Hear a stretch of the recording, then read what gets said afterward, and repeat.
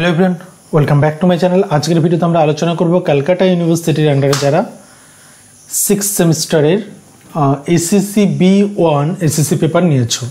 B1টা তোমরা SSC paper হিসেবে select করেছো।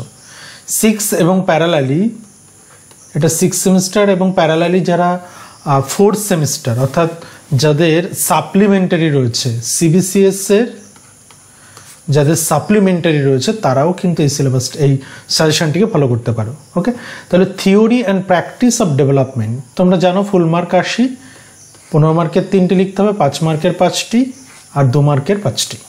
ওকে, শুরু করছি আজকের আমাদের সাজেশনের ভিডিও। প্রথমেই বলি যে তোমাদের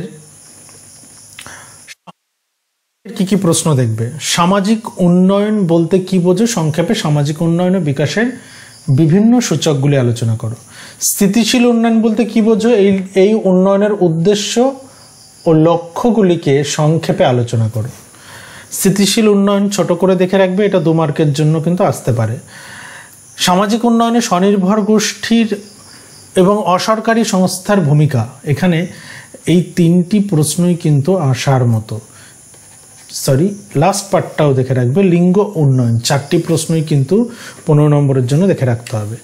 সামাজিক পরিষেবা কি, বর্তমান সমাজে এই সামাজিক সেবার গুরুত্ব সংক্ষেপে আলোচনা করো। ভারতবর্ষে পঞ্চায়েত ব্যবস্থার প্রসঙ্গ উল্লেখ করে উন্নয়নের বিকেন্দ্রীকরণ ধারণাটি আলোচনা করো। তারপর চলে আসছি 15 মার্কের স্থিতিশীল উন্নয়ন এবং এই উন্নয়নের উদ্দেশ্য, শুধু উদ্দেশ্য আলাদাভাবে আসতে পারে। এবং এখানে আরেকটা প্রশ্ন যেটা ডিজিটাল ইন্ডিয়া, ডিজিটাল ইন্ডিয়া 5 বা 10, 15 দুটোর ক্ষেত্রেই তৈরি করে রাখবে এবং এটা কিন্তু খুব আসার মতো একটা প্রশ্ন। আসছি উন্নয়নে সর্বসাধারণ বেসরকারি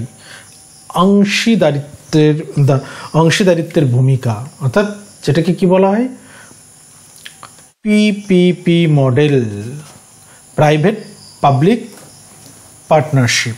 ওকে, বৃদ্ধি এবং উন্নয়নের বিতর্কটি আলোচনা করো।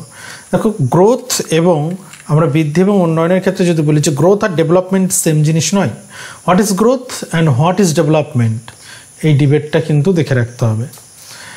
উন্নয়নের নিগমভিত্তিক সামাজিক দায়িত্ব, যেটাকে আমরা ইংলিশে কি বলি CSR, কর্পোরেট সোশ্যাল রেসপন্সিবিলিটি। প্রত্যেকটা কর্পোরেট সেক্টরের কিছু সোশ্যাল রেসপন্সিবিলিটি থাকে, সেটার একটা নিয়ম আছে। সেই নিয়ম অনুযায়ী তাদের লভ্যাংশ থেকে একটা পার্সেন্টেজ কিন্তু এই সোশ্যাল রেসপন্সিবিলিটির জন্য তারা খরচ করেন। গ্রামীণ উন্নয়নে পঞ্চায়েতের ভূমিকা, গুরুত্বপূর্ণ প্রশ্ন। এবছরের জন্য আমি পঞ্চায়েতের ভূমিকাটাকে বেশি গুরুত্ব দিতে বলবো। এবং নিগম ভিত্তিক সামাজিক দায়িত্ব, কর্পোরেট সোশ্যাল রেসপন্সিবিলিটি, এটা আমরা অলরেডি দিয়েছি। 5 মার্কে চলে আসি। আচ্ছা, কর্পোরেট, এখানে আরেকটা বিষয় বলে রাখি যে CSR কিন্তু 5এও আসতে পারে, 15এও আসতে পারে, একটু বড় করে তৈরি করবে। মানব উন্নয়ন কি, what is mean human development. বৃদ্ধি ও বিকাশের মধ্যে পার্থক্য কি, what is the difference between growth and development. NGO কি, উদাহরণ দাও। সামাজিক বিকাশের সূচকগুলি আলোচনা করো। নেক্সট আসছি আমরা MGNRGA, পুরো কথাটি কি, what is the full form of MGNRGA, এবং এর সঙ্গে এর পার্টটাও থাকবে। ঠিক আছে, এর স্মল একটা নোট, ছোট একটা নোট আকারে যদি বলি সেরকমটা থাকবে। স্থিতিশীল উন্নয়নের উপর একটি টিকা লেখো।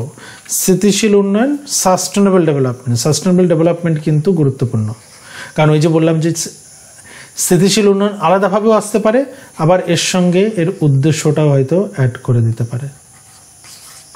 ওকে, তারপর চলে আসছি আমরা পরের পার্টে, যে সামাজিক পরিষেবা গুরুত্বপূর্ণ কেন। এটা মিস্টেক আছে, এটা রিসার্চ মেথড নয়। Social service, why social service is important. What do you understand by self help group.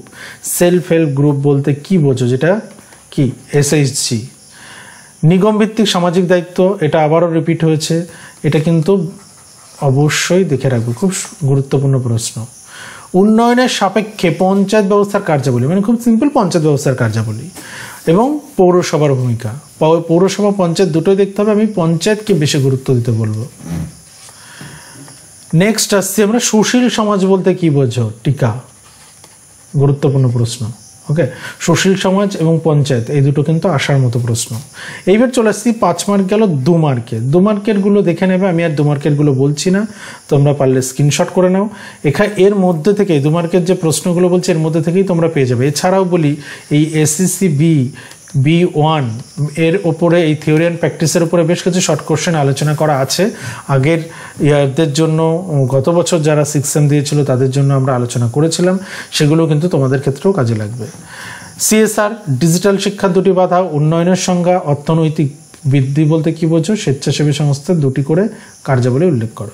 আরেকটা বিষয় বলার, যে আমাদের এই সমস্ত যা কিছু আলোচনা হলো এর ওপর বেস করে কেউ যদি স্টাডি ম্যাট নিতে চাও তাহলে এই নম্বরে যোগাযোগ করো।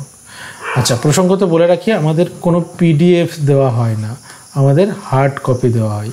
এই হার্ড কপি বাই কুরিয়ার যাবে। তো এখন যেহেতু এক্সামের সময় খুব অল্প, সেক্ষেত্রে আমরা কুরিয়ার করব না, সেটা কালেক্ট করে নিতে হবে। সেটা কালেক্ট কোথা থেকে করবে, তার জন্য একটু তোমার অ্যাড্রেস বা তোমার লোকেশান একটু এখানে নাম এবং অ্যাড্রেস দিয়ে বা পিন নম্বর দিয়ে জানাবে, বলে দেওয়া হবে যে কোথা থেকে তোমরা নোট নিতে পারবে। কারণ এই মুহূর্তে আমাদের পোস্ট করার কিন্তু সময় নেই, পোস্ট করে কুরিয়ার করলে অনেকটা সময় লেগে যাবে। সামাজিক উন্নয়ন কি, স্থিতিশীল উন্নয়ন কি, এটা গুরুত্বপূর্ণ। PPP পুরো কথার কি,